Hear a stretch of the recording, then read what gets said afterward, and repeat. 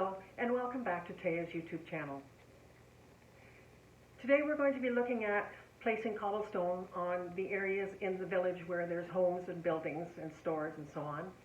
I won't be putting cobblestone over the whole diorama because in some areas I would like it to look more like a park, such as where the lake is and where the skating rink is.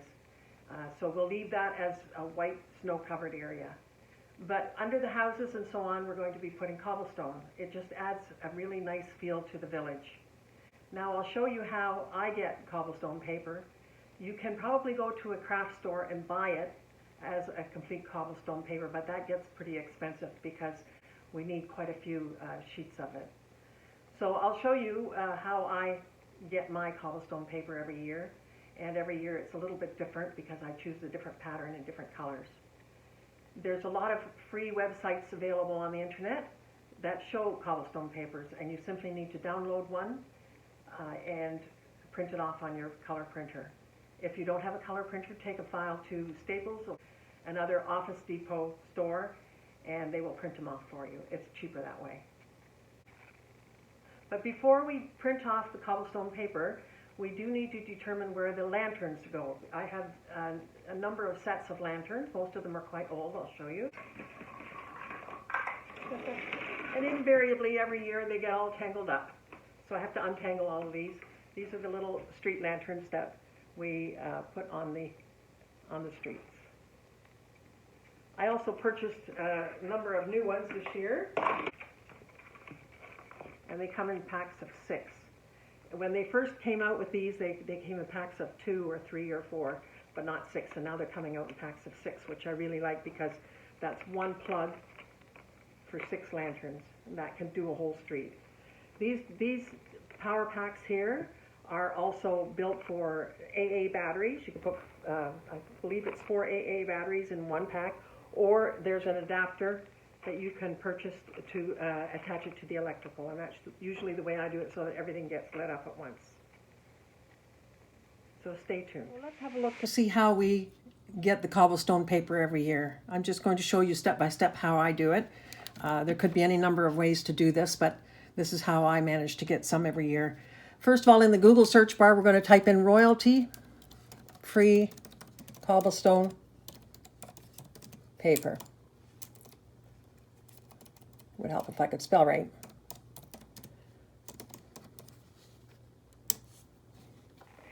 Now you can go to some of these sites that show up here, or you can simply go to images and you'll get a whole page of cobblestone paper. This can become a little bit difficult to choose. And if you click on it, you see a larger version of it. See, these are download free images on Unsplash. You can either open this in the website, but then you'll have some trouble finding it. This is the one I believe that I chose, this one right here. Now,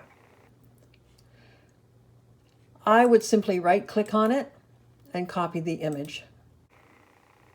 Then I will minimize this, and I use a program called Photoshop Elements.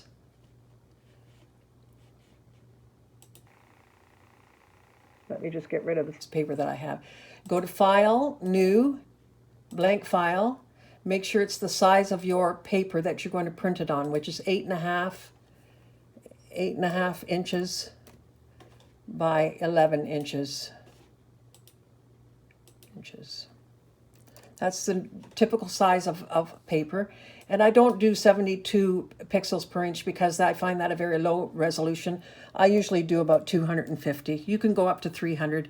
I'm sure your printer can handle that. And edit and paste. There we are. Now this is quite small. So because I chose the smaller file to copy, we're going to pull it at the corner and make it a bit bigger. Now, as you can see, the cobblestones at the bottom of this page are quite a bit larger than the top. I'm going to get rid of all the small ones at the top simply by moving it up, like so. Let me see what it looks like when we spread it to the full page. That's pretty good. We'll do another one, paste. So now we've got 2, but we need to make them look the same. You see how they're so different? And that is about the same. Now, I usually zoom in to have a good look at it and see if the line that joins them is very, very obvious, and it's not too bad. So I'm going to go ahead and flatten the layer out so that it's only one page, one layer here instead of 2 or 3. That seems to be okay. So let me zoom back out.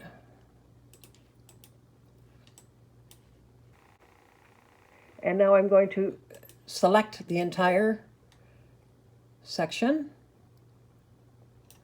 and go Edit, Copy, Edit, Paste, go back to the Selection tool, and you'll see I have 2.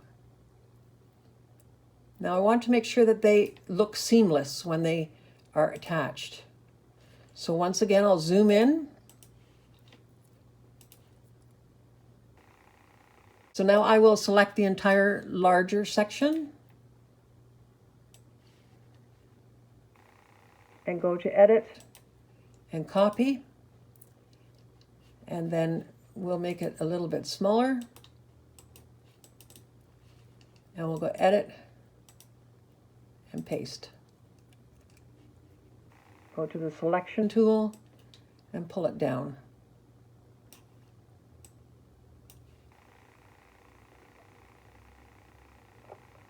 And one more should do it. Edit, Paste. Selection tool.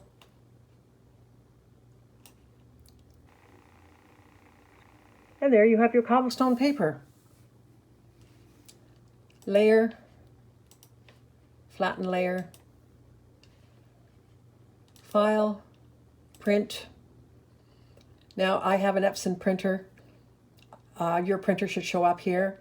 The way you have to fiddle around with it to see how you can make sure that this will be printed on the best possible setting, because it's quite obvious if it's a draft setting or an excellent setting. So because this is a new printer, I haven't got that down pat yet. I have to figure that out. I think I'm going to go to the print menu and look at it from here to see. I've got presets or color on plain paper, but I'm going to be using photo paper. And the reason I'm using photo paper is because it's a little more sturdy than plain paper, and the plain paper will rip. Any stress put onto it, and the plain paper just won't, it will not hold up. So I use photo paper. A little more expensive, but it gives you a good quality cobblestone paper.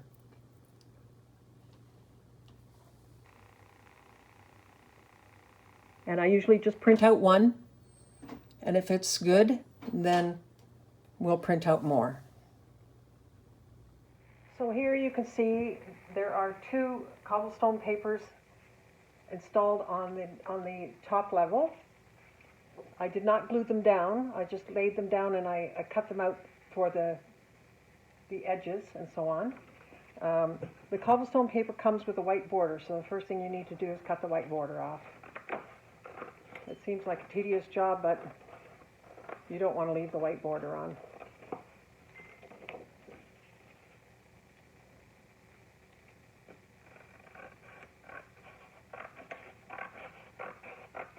The other thing is, do beware that if you take the paper straight from the printer, you will end up with black hands, because photo paper takes a while to dry. And you're better off just leaving the photo paper for a while before you use it. But if you decide to use it, then you need to be sure that your fingers are going to turn black. So it's obvious that we need to cut the paper to allow for the holes for the lighting.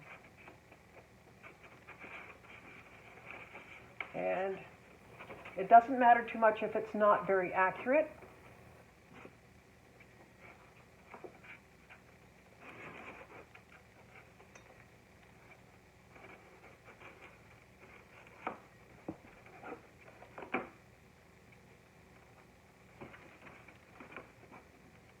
Because the houses are going to be put right on top of the holes in any case.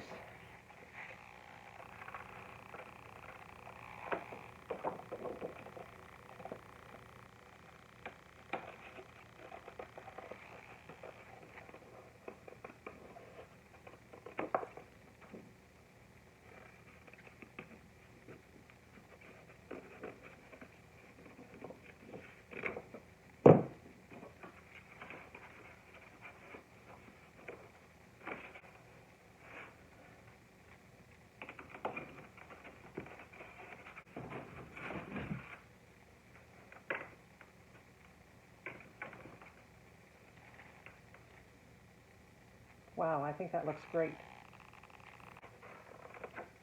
I decided to go with a black and white cobblestone. It's in keeping with the other colors that I have on my diorama, such as the stairs are black and white and black and gray. I fiddled around with the color, but I couldn't get it right. So I could not get the color from the printer to match the color I had showing on the computer, which is actually my chosen color. So I decided in the end just to go with black and white and grayscale.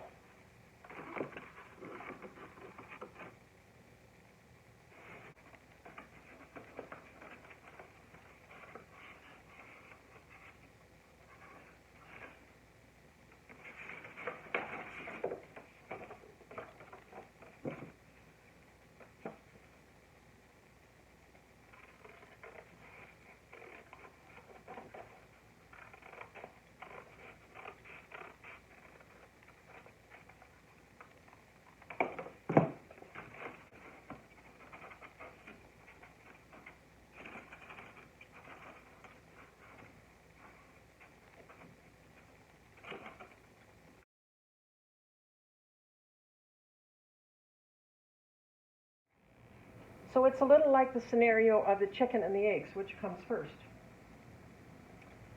You want to lay down all your cobblestone paper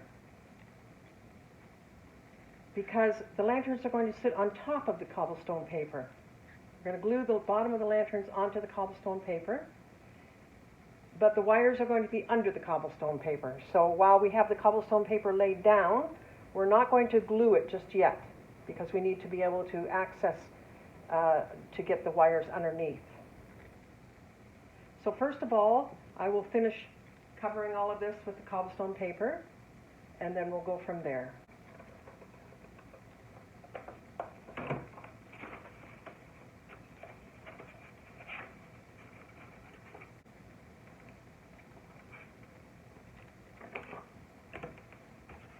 Now you could secure it temporarily with a bit of tape if you like, but I'm just going to leave it like that. So I have the upper level all done with the cobblestones, and I have the houses put back on so I can position the lanterns. This top shelf has a set of 6 on it, and I've positioned the lanterns now. Put the houses up to make sure that the position of the lanterns was correct. But as you can see, the wires are all over the place, so now I need to hide all the wires. And before I can do that, I have to take all the houses down again. So it's put them on, take them off, put them on, take them off. But before I do so, I will mark the cobblestone with a little X where the lanterns are going to be going. And then once the houses are back off, I will feed all the wires underneath the cobblestone paper. When I've got this top level done, I'll give you a quick look-see. And then we'll start working on the second level, which is quite a bit less. So I'll have to find a string of 3 lanterns for this one. And then of course there's the bottom level as well.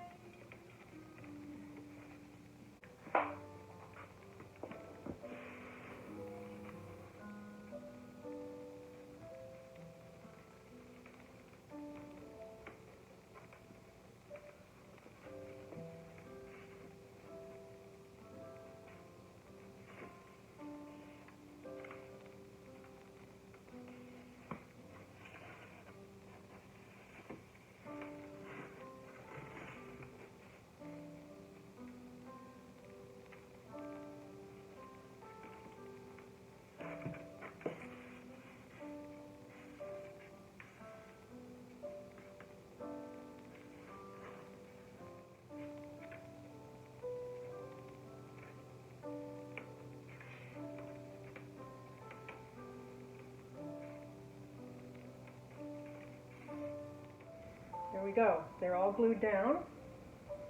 Now comes the tricky part to hide the cords.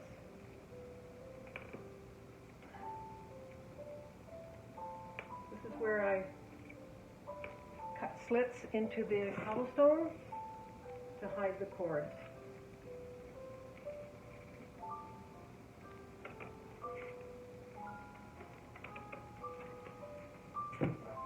And I will start on this end and simply feed the cord to the back.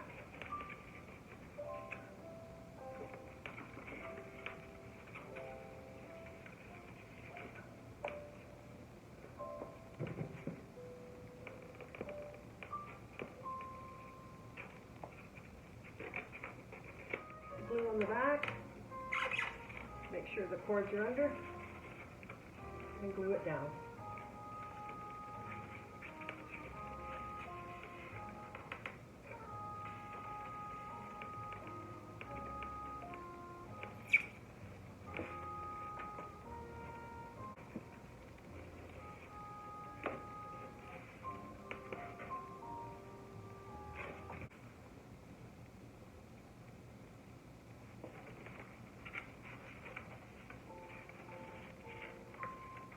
That one before I split this one.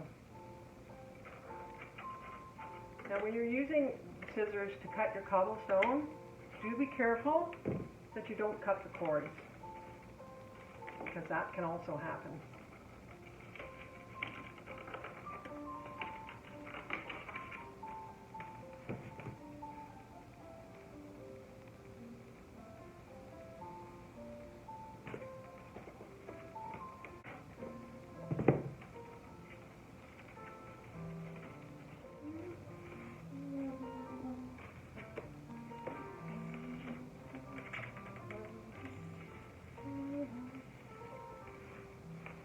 When you go to take this all apart, you might think, well, there's a lot of glue and the cords are stuck to the glue and the glue is stuck to the styrofoam, and it's going to be hard to disengage all of this and save the lanterns. It doesn't really, because the glue cures over a period of time. I leave this up usually several months, and by the time I go to take everything apart, the glue has cured and hardened somewhat, and it's easy to pick apart.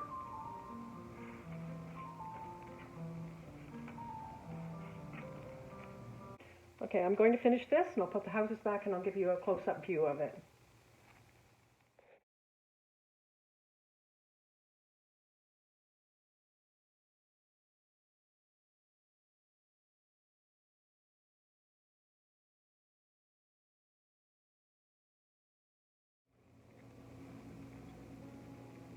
So that's it for today. I've completed several levels here of the cobblestone paper, as well as the lanterns, and some fencing to just let you see how that looks. I'm going to now complete the rest of the diorama with all the cobblestone and the fencing and the lanterns. It will take me a day or two, and then once I've finished that, I'll come back and I'll show you how I'm going to fill in the gaps between the levels. There's gaps, and you can see right to the back, and we're going to hide that. The products we're going to use is foam insulation that expands. They're in little cans. I've used it before. I found it gets out of control very quickly, but since then I've learned how to carve it. So once it's hardened, once it's been sprayed on and hardened, I can carve it into the shapes that I would like to have it. So until then, I want to wish you a good evening, because by now it's late afternoon. I wish you peace and blessings, and until the next time. Goodbye.